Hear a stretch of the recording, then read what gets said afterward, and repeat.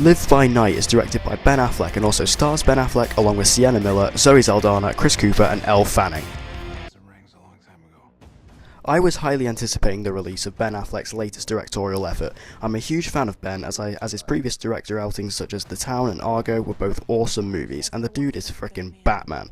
Not just that, but the best on-screen Batman we have ever seen. So with all of that said, I was very much looking forward to getting into the cinema and settling into his latest movie. Did it live up to my hype? Well, yes and no. So with that, let's get into the review and find out what I thought about Live by Night. The story is a semi-revenge plot about Ben Affleck's character Joe Coughlin, who is going after the main villain of the film due to something he caused a few years ago. I will not say what because I don't want to spoil the movie experience for all of you. However, I felt the story was quite good but very predictable, but then it would become unclear as to what was going on.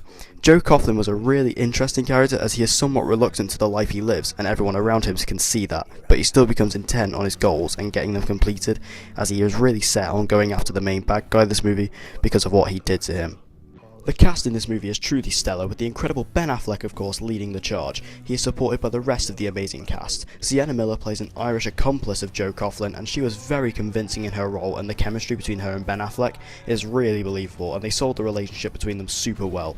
Not so believable, however, was Zoe Saldana. She was good in her role, but the relationship between her and Ben's character is not well established at all, and it just seems very quick, and that may be due to the jump cuts in the movie, but it definitely could have been well more developed than it already was. Everyone in the movie delivers a well-rounded performance, with Chris Cooper giving us a mysterious and conniving character who is very interesting and unpredictable, and the dynamic between him and his daughter, played by Elle Fanning, is very well done. Elle Fanning was tremendous in this movie, and her character was very well portrayed. The way she moves throughout the story is unexpected, but nicely done. Brendan Gleeson plays Joe's father in the movie, and his presence is severely missing from the movie. However, this film does have a lot of characters to deal with, so all that can be forgiven in the end, but it was still sad.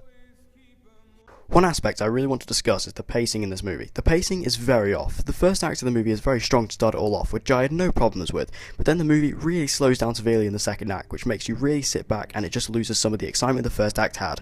However, once you get to the third act, it picks back up again, and when the third act all comes together for the final fight, it feels very satisfying. The pacing could have been much improved, but it's mainly just the second act that does feel like it drags out. Also, most of this second act is compiled with dialogue, however the dialogue is so uninteresting and boring it just makes you zone out.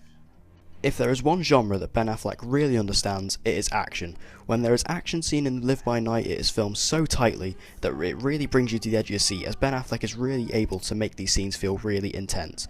These are two main action scenes you wouldn't see in the trailer, which are two I'm referencing. The car chase at the start is really clever and really tightly filmed, and then the final gunfight is really focused and heavy in its feel, and the way it transitions into the ending is spectacular.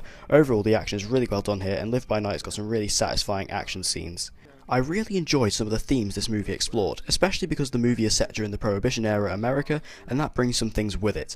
No spoilers here, but there is an appearance from the Ku Klux Klan in the movie, and there is even a nod to the upcoming Second World War towards the end, which is nice.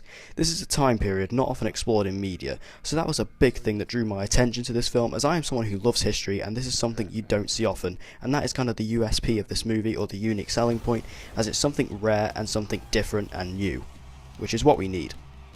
Overall, I definitely don't believe this is Affleck's greatest, but it still has its moments which make it feel very different and very entertaining in the end. I believe Ben Affleck was very distracted with other work when doing this movie, which may have been why this movie seemed unfocused at times. Since he is tied up with the DCU and writing the script for the Batman and preparing to direct it, and then filming Justice League on top of that would not have helped. However, this is still a really good movie, but has a lot of room for improvement. So with all of that said, I give Live by Night the rank of a C.